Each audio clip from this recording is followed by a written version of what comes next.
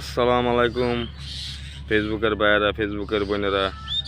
আমি একজন গরিব মানুষ, আমাকে সবাই সাপোর্ট করবেন, শেয়ার লাইক করবেন।